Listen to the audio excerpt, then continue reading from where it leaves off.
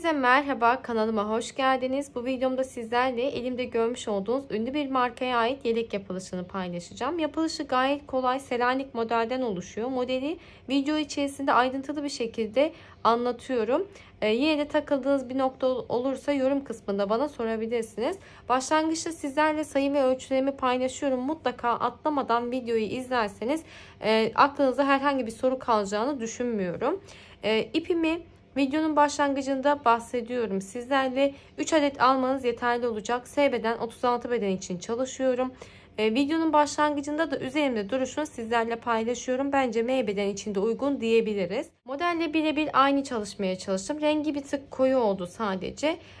Modelimiz sırt parçamızla başlangıç yapıyorum. Sırt parçamı sayılarımı belirleyebilmek adına örüp gelmiş oluyorum. Sizlerle beraber ön parçamızı yapıyoruz. Model hep aynı şekilde devam ediyor. Arka parçamızda yani sırt parçamızda sadece gövdede kol oyuntusu kısmı için eksiltme yapıyoruz. Bunu yine aynı şekilde ön gövde için de yapıyoruz.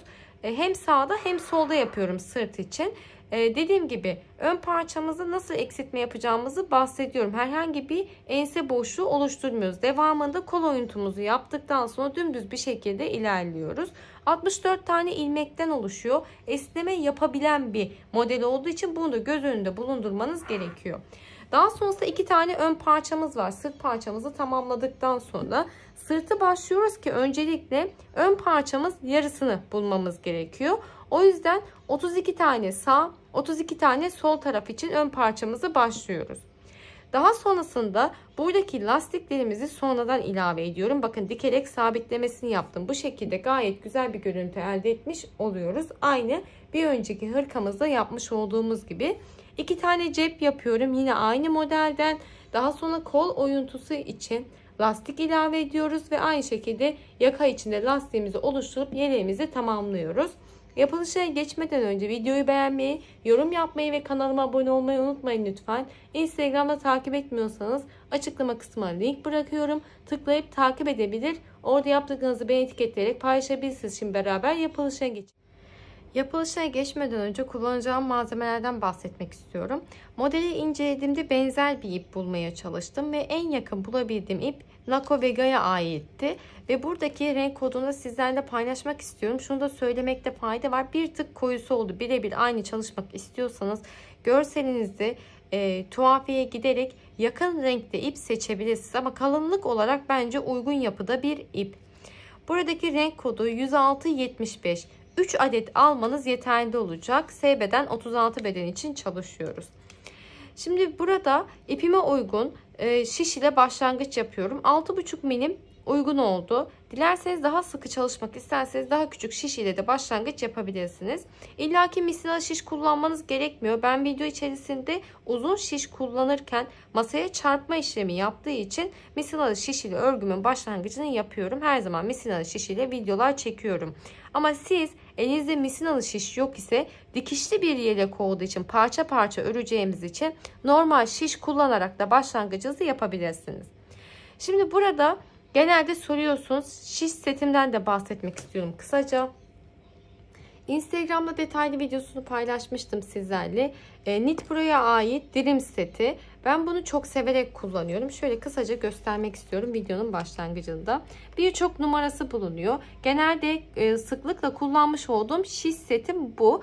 Çünkü içerisinde ihtiyacım olan tüm numara bulunuyor diyebilirim. Bu şekilde demir kablolardan oluşan misinaları var. Makas var ve en önemlisi çokça kullandığımız mezuramız var. Gayet güzel. Sizlere yine açıklama kısmına linkini bırakıyor olacağım. Tıklayıp inceleyebilirsiniz. Bu şekilde bir sete ihtiyacınız var ise. Şimdi burada ölçülerimden bahsetmek istiyorum. Öncelikle sırt parçamı tamamlayıp geldim. Video içerisinde sırt parçamızdan bahsetmiyorum. 64 tane ilmek üzerine modelimi kuruyorum. 3 sıra boyunca lastik yaptım. Daha sonrasında belirli bir boyuta ulaşana kadar devam ettim. Buradaki uzunluk tamamıyla tercih meselesi. Sizlere bu benim üzerimde görüyorsunuz ya, kısa geliyorsa burada kol altı noktasına kadar olan kısmı örmeye devam edebilirsiniz. Yeleğinizi uzatmak isterseniz. Burası önemli. Benimle birebir aynı ölçülerde çalışmak zorunda değilsiniz. Buradan lastikten kol altı olan kısma kadar modelimiz hep aynı şekilde devam ettiği için boyunu uzatarak devam edebilirsiniz. Daha sonrasında kol kesimine başlayabilirsiniz. Şimdi burada 64 ilmek kaç santim, hemen onu söylemek istiyorum sizlere. 46 santim genişliğinde. Kol altı noktasındaki noktaya kadar olan ölçüm 24,5 santim ölçüsünde modelimizi düz bir şekilde devam ettiriyoruz. Daha sonrasında kol oyuntusunu yaptıktan sonra tamamıyla ölçüsü ise 39 santim ölçüsünde. Ve burada kol kesimi yaptıktan sonraki beden ölçümüz, hemen onu da söylemek istiyorum. Bakın lastikleri sonradan ilave ettiğimiz için içerisine dahil etmiyorum şu anda. 39 santim ölçüsünde tamamlamış oluyoruz sırt parçamızı. Şimdi burada ben kendime bir tane şablon oluşturdum.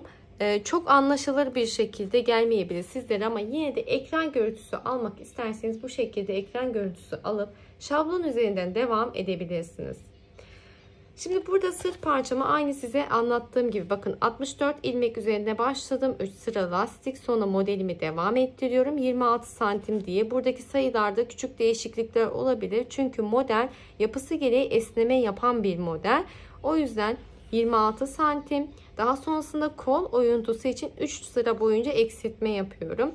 Burada öncelikle 4, 2, 2 şeklinde. Daha sonrasında bakın 17,5 santim ördüm. 49 ilmek ile bitiriyorum. Ön parçamıza geldiğimizde de 32, 32 ayrımını yapıyoruz.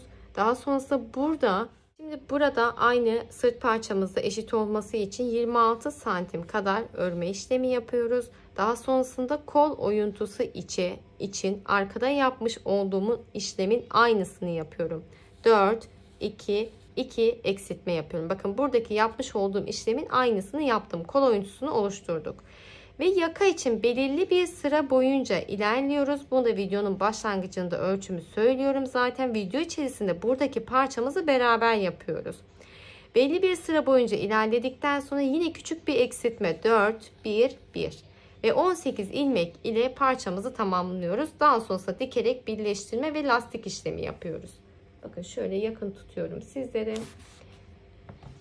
Şimdi burada ölçü ve sayılarından bahsettikten sonra beraber başlangıcını yapalım istiyorum. Şimdi ön parçamız ile beraber başlangıç yapıyoruz.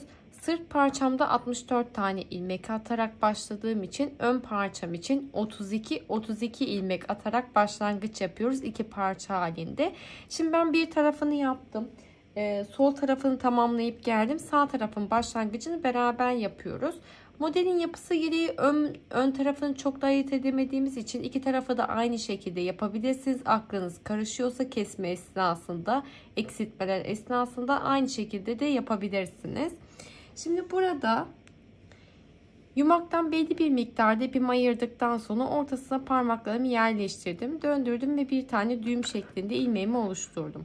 Şişime takıyorum. Daha sonra yumaktan gelen ipi parmağıma doladım. Şu şekilde döndürdüm ipimi. Parmağımdan gelen ipimi alıyorum. Buraya taktım. Çektim. Döndürdüm. Yumaktan gelen ipimi tuttum. Takıyorum. Çektim. Döndürdüm. İpimi taktım. Çektim. Toplamda 32 tane ilmeğe ulaşana kadar devam ediyorum. Toplamda 32 tane ilmeğe ulaştıktan sonra son bir şöyle ipimi düğümleme yaparak ilmek atmayı bitiriyoruz. Daha sonrasında lastik yaparak başlangıcımızı yapıyoruz. Bir düz bir ters lastik yapıyorum. İlk ilmekten şişimi geçirdim. İpimi arkada düz ilmeğimi yaptım. İpimi öne aldım. Ters ilmek. İpimi arkaya aldım. Düz ilmek. İpimi öne alıyorum, önden çekiyorum, ters ilmek, arkaya alıyorum, düz ilmek şeklinde sıra sonuna kadar devam edelim. Son ilmeğimi de ters ilmek yaparak sıramı tamamladım. Örgümün diğer tarafına dönüyorum. İkinci sıram için başlangıç yapıyoruz. İlk ilmeğimi örmeden şişime aktardım. İkinci ilmeğime baktığımda ters ilmek, terse ters ilmek yapıyorum. Yani ipimi önde çekiyorum. Düz ilmek, düz ilmeğe, düz ilmek, terse, ters ilmek. Bir alt sırada ne yaptıysak, ne görüyorsak onun aynısını yaparak sıra sonuna kadar devam ediyoruz. Daha sonra arka tarafına döndüğümde de yine aynı şekilde lastiğimizi bir düz bir ters yaparak devam edip geliyorum.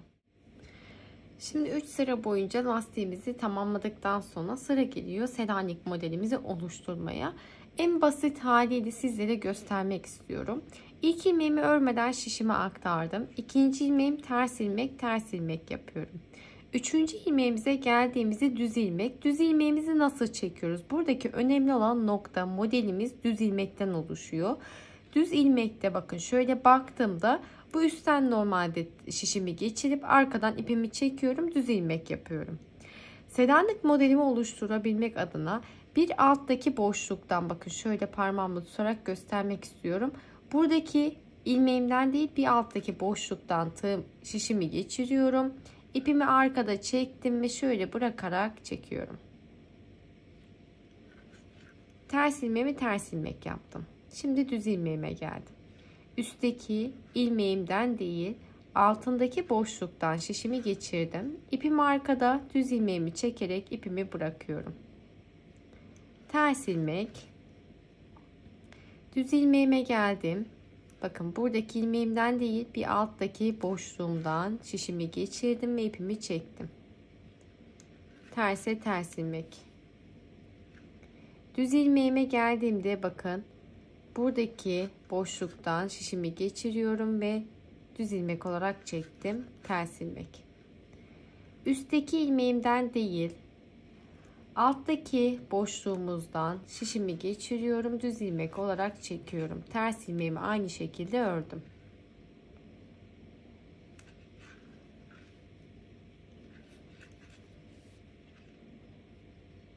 Bakın hep aynı şekilde alttaki boşluktan şişimizi geçiriyoruz. Bir süre sonra birkaç sıra boyunca ilerledikten sonra düz ilmeklerimiz belirgin hale gelecek. Bakın buradaki ilmekten değil alttaki boşluktan şişimi geçiriyorum. Düz ilmek olarak örüyorum. Şimdi bu şekilde sıra sonuna kadar devam ediyorum.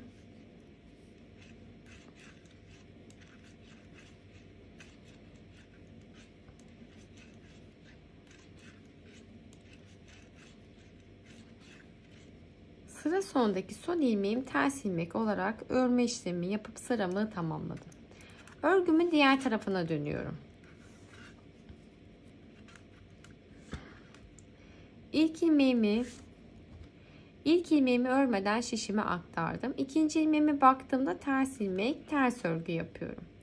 Üçüncü ilmeğime baktığımda düz ilmek. Düz ilmeğimizi nasıl yapıyorduk? Üstteki ilmeğimizden değil, bir alttaki boşluktan şişimizi geçirip düz ilmek olarak çekip ipimi bırakıyordum. Ters ilmek, bakın şu alttaki boşluktan şişimi geçiriyorum. Üstte ilmeğim takılı. Düz ilmek olarak ördüm ve ilmeğimi bıraktım. Ters ilmek, alttaki boşluktan şişimi geçiriyorum. Düz ilmek, ters ilmek. Bakın buradan değil, bir alttaki boşluktan ipimi şöyle düzeltiyorum. Ters ilmek, alttaki boşluktan geçirdim. Düz örgü, ters ilmek, düz örgü.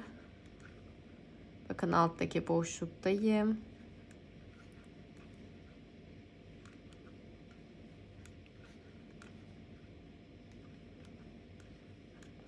Ve bu şekilde devam ediyorum.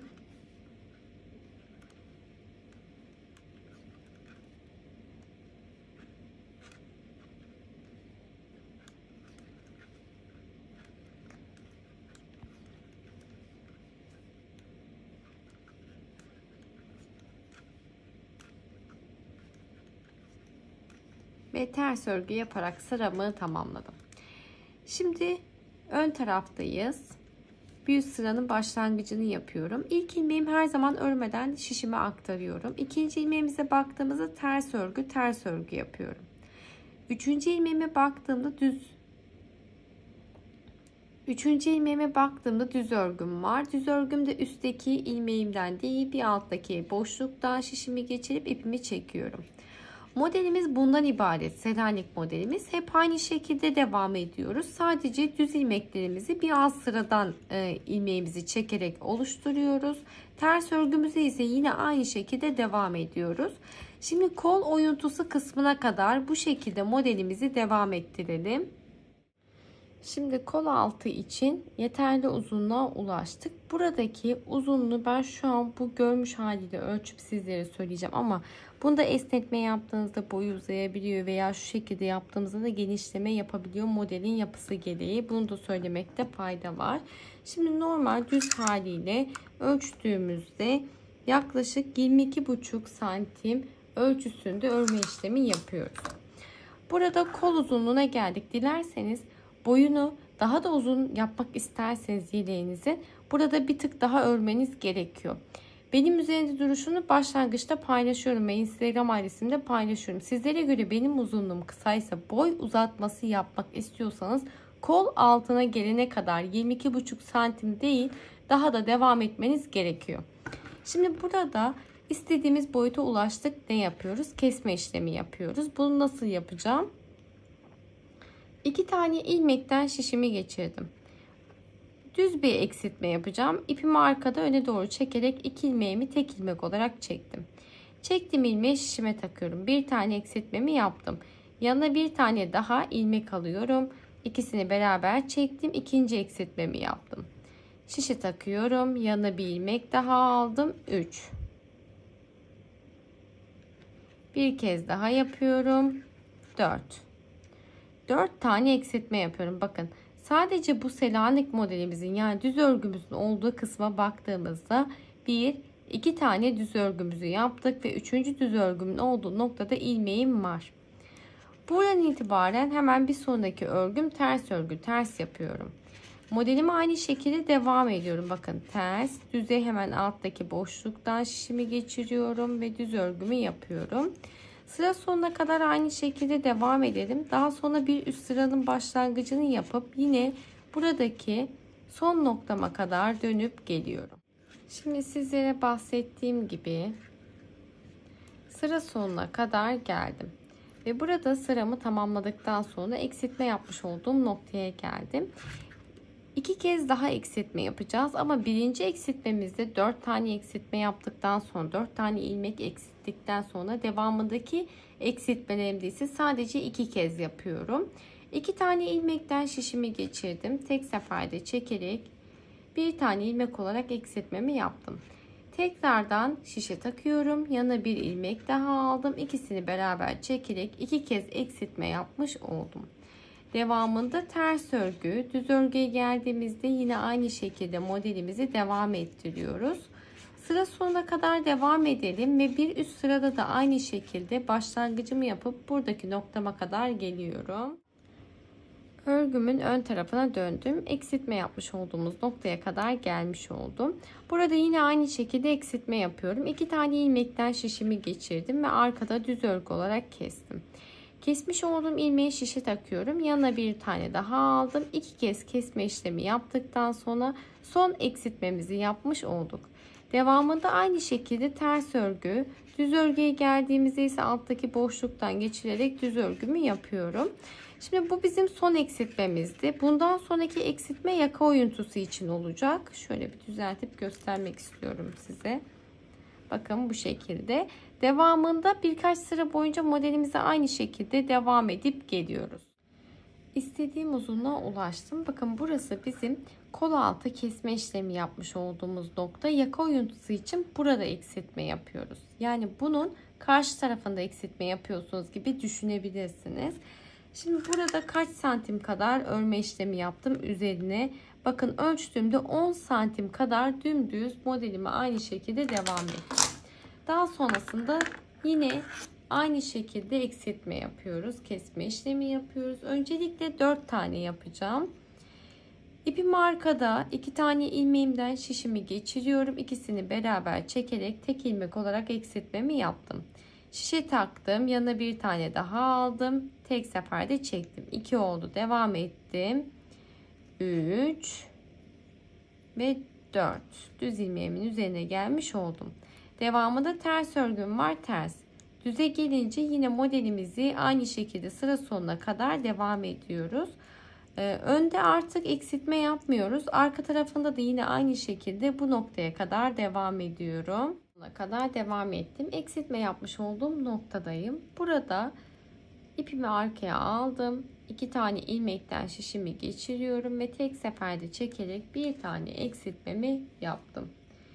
Yandaki düz ilmeğimi yine alttaki boşluktan tığımı geçiriyorum ve tek seferde çektim. Terse gelince ters ilmek şeklinde devam ediyoruz. Modelimize aynı şekilde ve bir üst sırayı da aynı şekilde buradaki noktaya kadar devam edip geliyorum.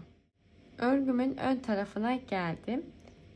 İpimi arkaya aldım. Şöyle 2 tane ilmekten şişimi geçiriyorum ve tek seferde çekerek eksiltmemi yaptım. 3. eksiltmemiz, bu bizim son eksiltmemizdi. Devamında yine modelime aynı şekilde devam ediyorum. Burada artık modelimizi devam ettiriyoruz. Sırt parçamızda eşit uzunluğa ulaşana kadar herhangi bir eksiltme yapmadan istediğim uzunluğa ulaştım. Burada kesme işleminden sonra ne kadar daha örme işlemi yaptım. Hemen şöyle sizlere ölçebildiğim kadarıyla söylemek istiyorum. 6 santim kadar örme işlemi yaptım.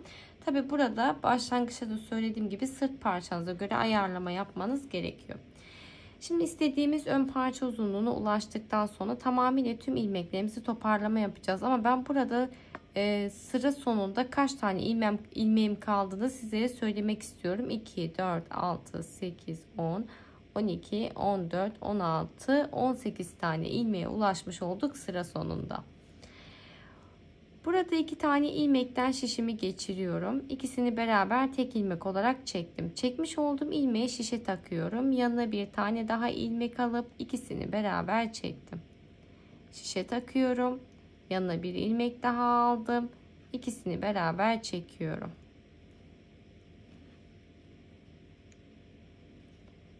Bu şekilde şişimde son bir tane ilmek kalana kadar kesme işlemime devam ediyorum. Şişimde son bir tane ilmeğim kaldı. Şöyle bir tane zincir çekiyoruz ve ipimizi bir tık uzun bırakıp kesiyoruz. Artık parçamızı tamamlamış olduk bu şekilde. Şimdi aynı şekilde diğer parçamızı da tamamlayıp geliyoruz. Daha sonrasında tüm parçalarımızın birleştirme işlemini yapıyoruz. Sizlere bahsettiğim gibi tüm parçalarımı tamamlayıp geldim. Daha doğrusu gövde parçalarımızı tamamladıktan sonra 2 tane cep çalışması yaptım. Cebi de yine aynı şekilde olduğu için modelimiz anlatımına video içerisinde yer vermiyorum. Ama kısaca sizlere bahsetmek istiyorum. Şu an biraz fazla ipimiz oldu.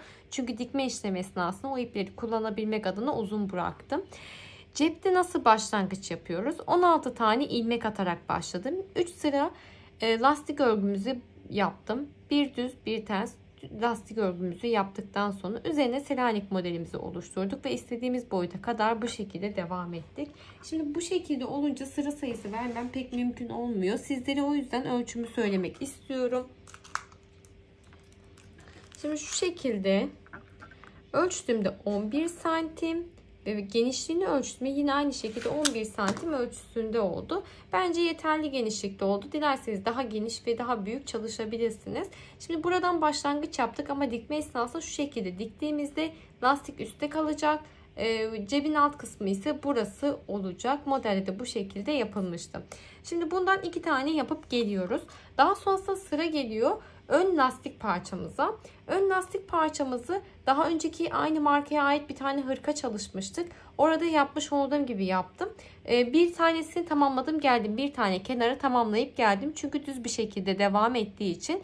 Diğer tarafta ise düğme için boşluk oluşturacağım için o kısmı beraber başlayıp beraber devam ediyoruz. Burada 11 tane ilmek üzerine başlangıç yapıyorum modelimi.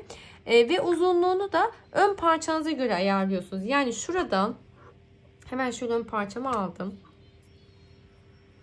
Buradaki bakın şu noktadan şuradaki noktaya kadar bir ölçüde yapmış olmanız gerekiyor lastik kısmını. Çünkü dikme işlemi yaptığımızda eşit olması gerekiyor. Her iki taraf için de aynı şekilde yapabilirsiniz. Şimdi İpimizi şöyle parçalarımı bir kenara alıyorum. İpimi elime aldım. Belli bir kısım ayırdım. Az bir miktarda ayırma yapmanız yeterli olacak. Çünkü 11 tane ilmek üzerine başlangıç yapıyorum. Bir tane ilmeğimi attıktan sonra devam ettim. 2 3 4 5 6 7 8 9 10 ve 11. İlmeğimi şöyle düğümleyerek tamamlıyorum. 11 tane ilmek attıktan sonra nasıl yapıyoruz? İlk 2 tane ilmeğim ters ilmek yapıyorum. İlk ilmekten şişimi geçirdim. İpimi önde, ters ilmek 1. Yandaki ilmekten şişimi geçirdim. Ters ilmek, 2 tane ters ilmeğimi yaptım. Devamında bir tane düz ilmek. Bir tane ters ilmek, düz, ters, düz, ters, düz, ters ve düz ilmek şeklinde sıramı tamamladım. İlk sıramızı bu şekilde yaptık. İkinci sıram için örgümün diğer tarafına döndüm. İlk ilmeğim ters ilmek, örmeden aktardım. İkinci ilmeğim düz ilmek, şişimi geçiriyorum, örmeden aktarıyorum ipimi arkada. İpimi öne aldım, ters ilmek, ters ilmek. İpimi arkada, düz ilmeğimi örmeden şişimi aktarıyorum. İpimi öne aldım, ters ilmek. İpimi arkaya aldım ama örmeden düz ilmeğimi şişe aktardım. İpimi öne alıyorum, ters ilmek. Örmeden düz ilmeğimi şişime aktarıyorum. İpimi öne aldım, yandaki ilmeğim ters ilmek. Örmeden düz ilmeğimi şişe aktardım ve son ilmeğim ters ilmek yaparak sıramı tamamladım. Örgümün diğer tarafına döndüm. İlk ilmeğimi örmeden aktardım. İkinci ilmeğimi baktığımda öndeki düz ilmeğimizi örmeden aktarmış olduğumuz ilmeğimiz arkada ters ilmek olarak gözüküyor. Şimdi buradaki ters ilmeğimi ters ilmek olarak yaptım. Düz ilmeğime bakıyorum, örmeden şişime aktardım, ipimi öne aldım ve ters ilmek. Düz ilmeğimi örmeden şişe aktardım, ipimi önde, ters ilmek. Aktardım, ters ilmek, örmeden aktardım, ters ilmek ve son ilmeğim düz ilmek, örme işlemi yaparak sıramı tamamlıyorum. Sıra sonundaki düz ilmeğimi düz ilmek olarak örüp aktardım. Daha sonrasında örgümün diğer tarafına döndüm. İlk ilmeğimi örmeden şişime aktarıyorum. Baktığımızda ikinci ilmeğim düz ilmek, örmeden şişe aktardım. İpimi öne aldım, ters ilmek, ters ilmek. Düz ilmeği örmeden aktarıyorum. Ters ilmeğimi ters ilmek olarak örme işlemi yaptım. Düz ilmeğimi aktardım, ipimi öne aldım, ters ilmek. Düz ilmeğimi aktardım, ipimi önde, ters ilmek. Düz ilmeğimi aktardım ve son ilmeğim ters ilmek olarak örme işlemi yapıp sıramı tamamladım. Örgümün diğer tarafına döndüm. İlk ilmeğimi örmeden aktarıyorum. İkinci ilmeğime baktığımda önde örmeden aktarmış olduğum düz ilmeğim ters ilmek olarak gözüküyor. Ters ilmek olarak örme işlemi yaptım. Modelimiz bundan ibaret. Şimdi belli bir sıra boyunca bu şekilde devam edeyim ve beraber ilk boşluğumuzu oluşturalım. Yeterli uzunluğa ulaştım bence ilk boşluğumuz için. Hemen şöyle küçük bir parça örme işlemi yaptıktan sonra 4 tane ilmeğimi örme işlemi yapacağım. Ortada 3 tane ilmeğimi eksilteceğim. Daha sonra 4 tane ilmeğimi örüp sıramızı tamamlayacağız. İlk ilmeğimi örmeden şişime aktardım. İkinci ilmeğim ters ilmek, ters ilmek. Düz ilmeğimi örmeden aktardım ve ters ilmek. Bakın 4 tane ilmeğimi örmüş oldum. Şimdi devamında eksiltmeyi nasıl yapıyorum? Düz eksiltme yapacağım. İpimi arkada 2 tane ilmekten şişimi geçiriyorum. İkisini beraber çekerek eksilttim. Çekmiş olduğum ilmeği şişe takıyorum. Yanına bir tane daha ilmek aldım. Ve son bir tane daha eksiltmemizi yapıyoruz. Düz örgü. Şimdi burada baktığımda 1, 2, 3, 4 tane ilmeğim kaldı. Düz ilmeğimi örmeden aktardım. Ters ilmek ve düz ilmek şeklinde sıramı tamamladım. Örgümün diğer tarafına döndüm. İlk ilmeğimi örmeden aktardım. Düz ilmeğimi de örmeden aktarıyorum. Ters ilmeğimi ters ilmek, düz ilmeğimi örmeden şişime aktardım. Burada ilmek ilave ediyorum. Hemen şöyle döndürdüm. Bakın 1 2 3 tane ilmek ilave ettim. Kesme işlemi yapmış olduğumuz 3 tane ilmeği dönüşümüzde ilave ediyoruz. Devamında yine düz ilmeğim var. Örmeden aktarıyorum. Ters ilmek, düz ilmek ve ters ilmek şeklinde sıramı tamamladım. Örgümün diğer tarafına döndüm. İlk ilmeğimi örmeden şişime aktardım. İkinci ilmeğim ters ilmek, düz ilmeğimi örmeden aktardım. Ters ilmek. Burada modeli ilk kurmak adına örme işlemi yapıyorum. Düz ilmek, ters ilmek, düz ilmek, ters ilmek. Devamında normalde örme işlemi yapmış olduğumuz ilmeğe geldiğimde düz ilmeğimi örmeden aktardım. Ters ve düz şeklinde sıramızı tamamladık. Bakın bu şekilde yine 11 tane ilmeğe ulaşmış olduk ve eksiltme yaparak boşluğumuzu da oluşturmuş olduk. Şimdi belli bir süre modelimizi aynı şekilde devam ettirdikten sonra yine aynı şekilde boşluğumuzu oluşturuyoruz. Modeli incelediğimde şu şekildeydi. Buradaki parçamızda 3 tane düğme yapılmış. Bir tane yaka lastiğinde boşluk oluşturup düğme yapılmıştı. Ben de aynı şekilde yapacağım. Şimdi birinci boşluğumuzu oluşturduk. Burada 3 tane eşit parçaya bölmem gerekiyor. Aradaki boşluklar tamamıyla göz kararı ayarlama yapacağım. Ve eksiltme boşluğumu da aynı şekilde yapıp geliyorum.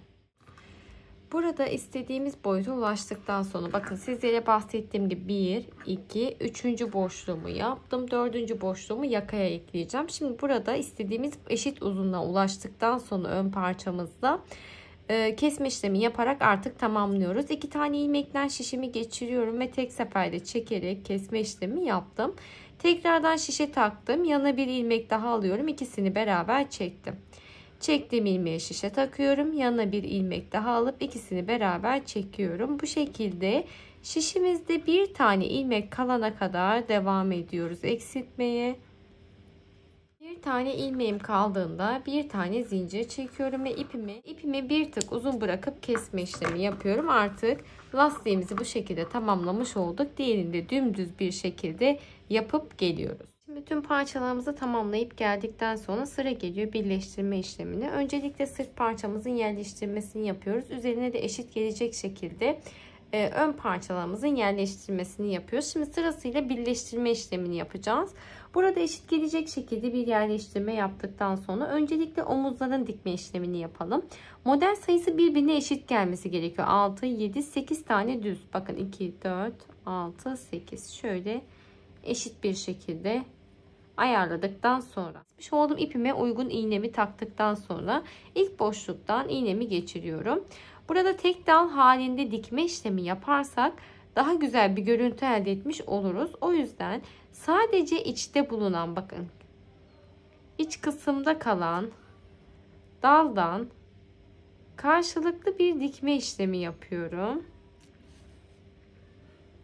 Ve bu şekilde sıra sonuna kadar devam ediyoruz düz dikmeye. Aynı şekilde diğer omuzun da birleştirmesini tamamlayıp geliyorum.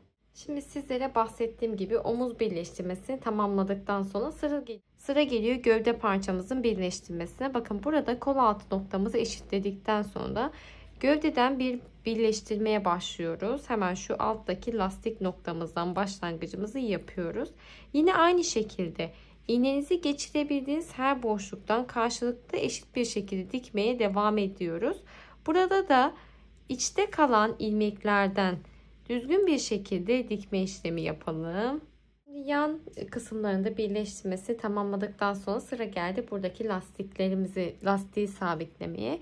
Bu da aynı şekilde şu an örgümün ön tarafını çevirdim. İç tarafından bir dikme işlemi yaptım ve burada sırasıyla bakın şu üstteki yaka oyuntusu yapmış olduğumuz noktanın başlangıcına kesme işlemi yapmış olduğumuz noktaya doğru devam etmiyoruz. Bakın alt noktadan bir birleştirme işlemine başlıyorum ve karşılıklı burada eşit bir şekilde dikerek gövdenin sonuna kadar dikmeye devam ediyoruz. Daha sonrasında diğer taraftaki lastiği de aynı şekilde sabitleyip geliyorum. Dikme işlemimi tamamladıktan sonra sıra geldi kol lastiğimizi yapmaya. Kol lastiği için tığ yardımı ile ilmek çıkartıyoruz.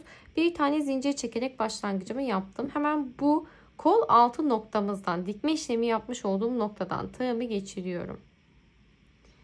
İlmeğimi içerisinden çektim ve bir tane zincir çekerek birinci ilmeğimi çıkardım. Hemen yandaki boşluktan şöyle tığımı geçiriyorum. İlmeğimi çıkardım. Yandaki boşluğa geldim. İlmeğimi çıkartıyorum. Yandaki boşluğa geldim. İlmeğimi çıkardım. Ve bu çıkartmış olduğum ilmekleri şişe takarak devam ediyorum. Her boşluktan bir tane ilmek çıkartıyoruz. Buradaki tığ numarasını çok küçük tercih etmemeniz gerekiyor. Çünkü şiş olarak çok küçük bir şiş kullanmıyoruz.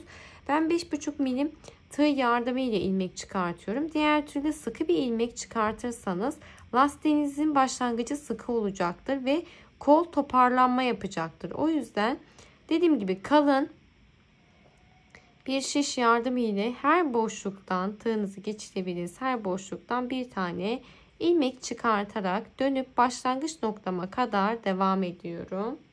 Kol altı noktasına kadar, yani başlangıç noktama kadar ilmeklerimi toparladıktan sonra lastik için başlangıç yapıyoruz. Hemen şöyle şişimi düzelttim.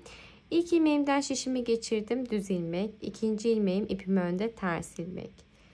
Düz ilmek, ters ilmek. Düz, ters şeklinde başlangıç noktamıza kadar devam edip geliyoruz. Son ilmeğimi ters ilmek yaparak başlangıç noktama kadar geldim. Hemen burada şöyle şişimi düzelttikten sonra bir üst sıranın başlangıcını yapıyoruz. Burada artık ikinci sıramızda ne görüyorsak onun aynısını yapıyoruz. Düz ilmekle başlangıcımızı yapmıştık. O yüzden düz ilmek, terse ters ilmek, düze düz ilmek şeklinde sıra sonuna kadar devam ediyorum. Bu lastik için ikinci sıramız. Toplamda 3 sıra boyunca gidelim lastik için. 4. sıramızda kesme işlemi yaparak lastiği tamamlıyoruz. 3. sıramda sıra sonuna kadar geldim. 4. sıramızda ilmeklerimizi toparlama yapacağımızı söylemiştim. Şimdi bunu nasıl yapıyoruz? Hemen şöyle düzelttim. Düz bir eksiltme işlemi yapıyoruz. İlk 2 tane ilmekten şişimi geçiriyorum. 2 tane ilmeğimi arkada düz ilmek olarak, tek ilmek olarak çektim. Çekmiş olduğum ilmeği şişe taktım. Yanına bir tane daha alıyorum. 2 ilmeğimi beraber çektim. Tekrardan şişe taktım. Yanına bir tane daha alıp ikisini beraber çekiyorum. Aynı diğer parçalarımızdaki kesme işlemi gibi şişimizde tek bir tane ilmeğimiz kalana kadar dönerek devam ediyoruz.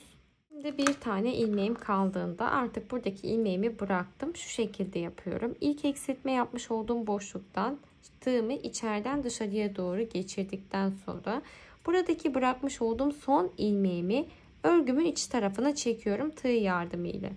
Daha sonra iç tarafına çektikten sonra 1, 2 tane zincir çekerek sıkı bir şekilde düğümlemesini yapmış oluyoruz ve ipimizi kesiyoruz. Bu şekilde kol lastiğimizi tamamlamış olduk. Bakın gayet güzel oldu. Şimdi diğer kol için de aynı işlemi yapacağımız için video içerisinde yaka lastiğinden bahsetmek istiyorum. Çünkü yaka lastiğimizi beraber başlayalım. Burada bir tane daha boşluk oluşturmamız gerekiyor. Yine aynı şekilde ipimi elime aldım. Tığ yardımıyla bir başlangıç yapalım. Bir tane zincir çekerek başlıyoruz. Daha sonrasında buradaki yaka boşluğumdan başlangıç yapmak istiyorum. Bakın lastiğin tepesinden artık lastiğimizi oluşturmaya başlıyoruz. Yani lastiğin üzerinden başlıyoruz. Buradaki ilk boşluktan şöyle şişimi geçiriyorum. İlmeğimi çektim. Ve bir tane zincir çekerek sabitlemiş oldum. Daha sonrasında hemen yandaki boşluktan şöyle şişimi geçirdim. İlmeğimi çekiyorum. Yandaki boşluğa geldim. Bir tane atlama yaptım. Çünkü çok sıkı olduğunda marullaşma oluyor. Yandaki boşluğa geldim. Ve şöyle 4 tane ilmeğim olunca bırakıp şişe ilave ediyorum. Yandaki boşluğa geldim. Bakın 2 tane ilmeğim var. Yandaki boşluğa geldim. Ve yandaki boşluktayım. Şimdi lastik kısmında ilmek çıkarmamızı tamamladıktan sonra artık parçamıza, gövdemize doğru devam ediyoruz. Burada da yine dediğim gibi kol altı noktasına yapmış olduğumuz gibi her boşluktan ilmek çıkarmaya devam ediyoruz. Ta ki diğer taraftaki lastik bölümüne kadar. Tüm ilmeklerimizi şişimize toparladıktan sonra bir düz bir ters lastik yaparak diğer kenar noktamıza kadar devam ediyoruz. Buna kadar geldim. Son ilmeğimi ters ilmek yaparak sıramı tamamladım. İkinci sıramızın başlangıcını yapıyoruz. İlk ilmeğimi örmeden şişime aktardım. İkinci ilmeğime baktığımda ters ilmek ters, düze düz, terse ters, düze düz şeklinde devam edelim. Sıra sonundaki lastik noktamıza kadar devam ediyoruz. Lastikte ise yine boşluğumuzu oluşturacağız. Şimdi sıra sonunda 6 tane ilmeğim kaldı. 3 tanesini eksiltme yapıyorum. 3 tanesi de örme işlemi yaparak sıramı tamamlayacağım. 2 tane ilmekten şişimi geçirdim ve tek seferde çektim. Tekrardan şişe takıyorum. Yana bir tane daha aldım ve şişe taktım. Bir kez daha alarak 3 tane eksiltmemi yaptım. Devamında baktığımda ters örgüm var. Ters, düz şeklinde sıramı tamamladım. Örgümün diğer tarafına döndüm. Şimdi burada 3 tane eksiltme yapmış olduğum ilmeği ilave edeceğim. İlk ilmeğimi örmeden şişe aktardım. Düz ilmek, ters ilmek. Şimdi 3 tane ilave ediyoruz. Bakın şu şekilde direkt 1, 2, 3 tane ilave ettim. Kesmiş olduğum ilmeği. Devamında ters, düz şeklinde sıra sonuna kadar devam ediyorum. Sıra sonunda bir üst sıranın başlangıcını yapıp buradaki noktaya kadar devam edip geliyoruz. Şimdi burada ilave etmiş olduğum ilmeklerim olduğu noktaya kadar geldim. En son düz ilmeğim vardı. Ters, düz, ters, düz, ters, düz şeklinde tamamladım. Bakın buradaki artık ilmeklerimizi normal şekline döndürmüş olduk. Şimdi örgümün diğer tarafındayım. Bence lastik uzunluğu yeterli uzunlukta oldu. Diğer türlü çok kapalı olacak yaka kısmı. O yüzden burada kesme işlemi yaparak tüm ilmeklerimi toparlayacağım. Örgümün ters kısmında olduğum için şu anda tersten bir eksiltme yapıyoruz. 2 tane ilmekten şişimi geçiriyorum. İpim önde, ters ilmek olarak çektim. Çekmiş olduğum ilmeği şöyle şişe takıyorum. Yana bir tane daha ilmek, ikisini tek seferde çekiyorum. Çektiğim ilmeği şişe taktım. Yanına bir tane daha ilmek alıyorum ve beraber çekiyorum. Dediğim gibi şişimde sadece bir tane ilmeğim kalana kadar bu şekilde toparlamaya devam ediyorum. Sıra sonunda şişimde sadece bir tane ilmeğim kaldığında bir tane zincir çekiyorum ve ipimizi bir tık uzun kesiyoruz. Artık tamamlamış olduk. Hemen şöyle düzeltip sizlere göstermek istiyorum. Yaka lastiği de gayet güzel oldu. Şu şekilde.